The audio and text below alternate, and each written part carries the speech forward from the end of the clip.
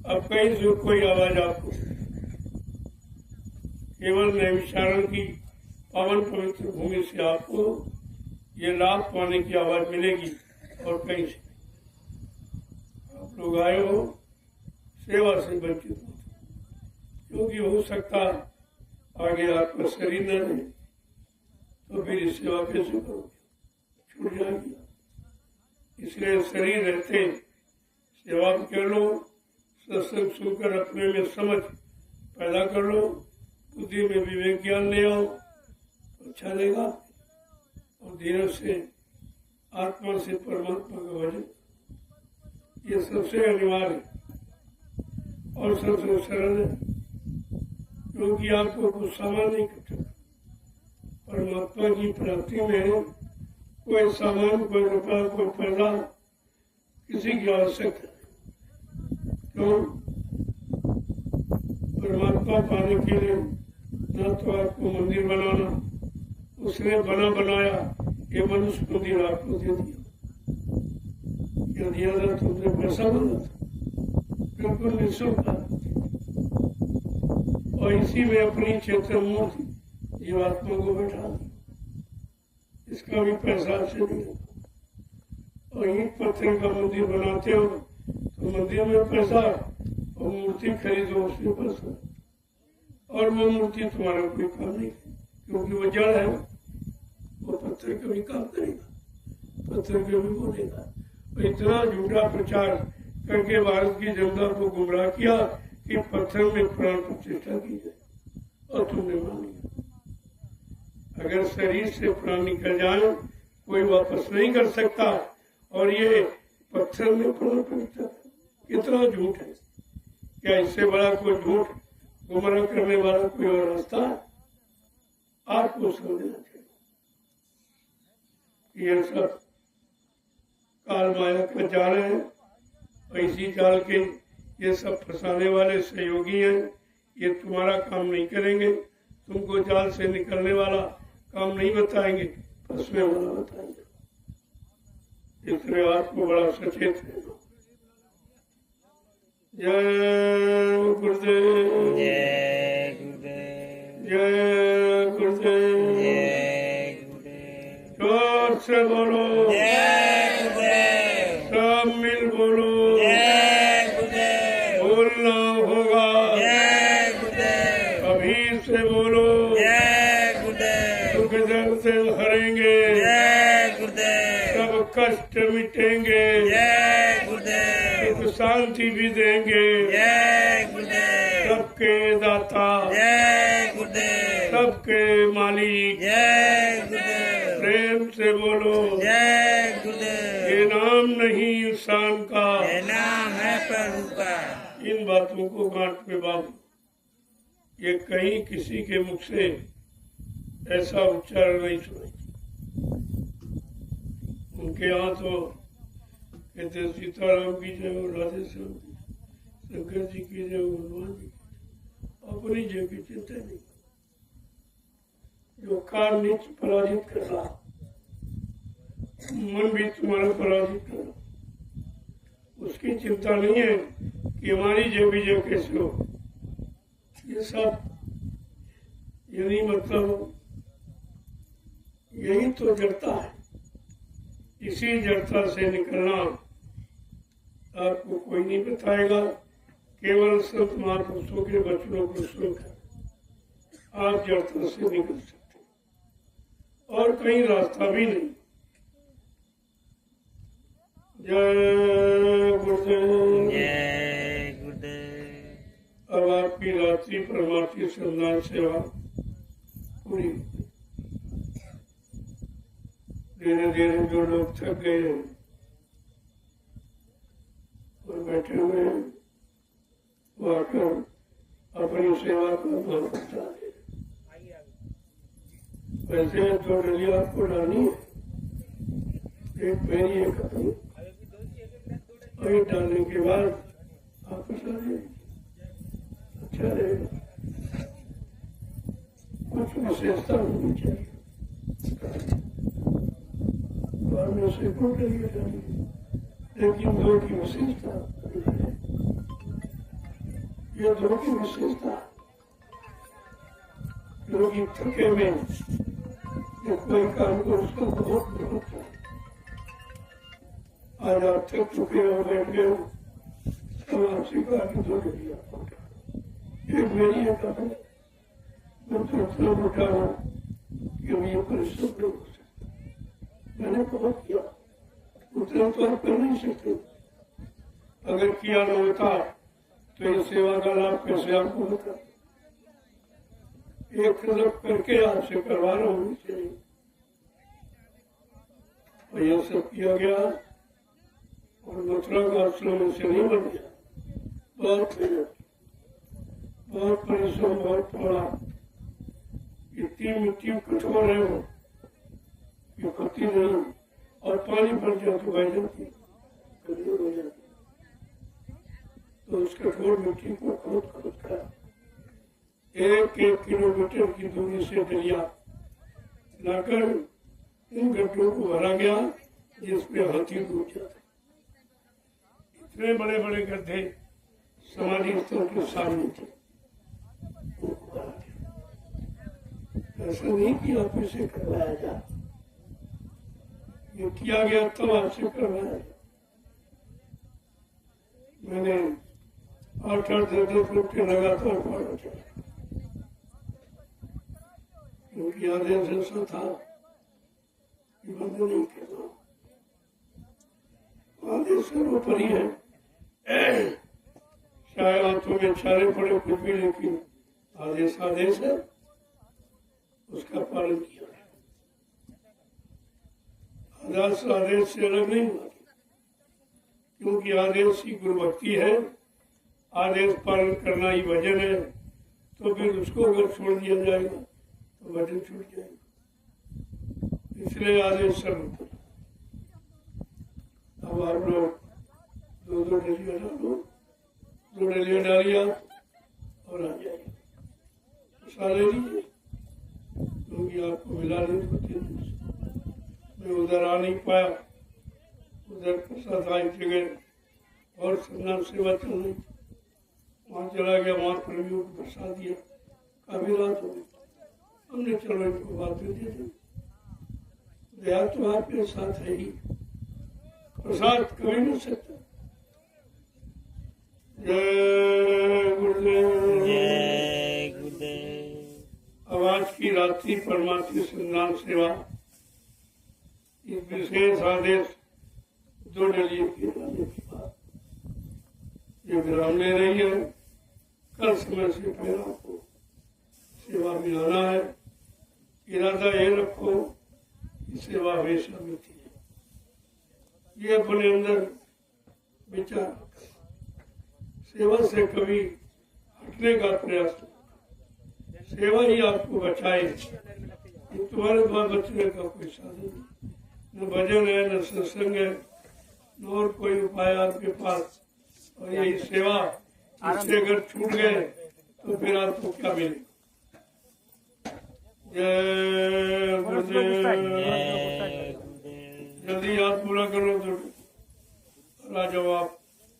धीरे धीरे ये परमार्थी संन्यास सेवा का लाभ ले लो, ताकि आपकी थकावट दूर हो जाए। राजू क्या बताए, यही कहने गाया करो भाई।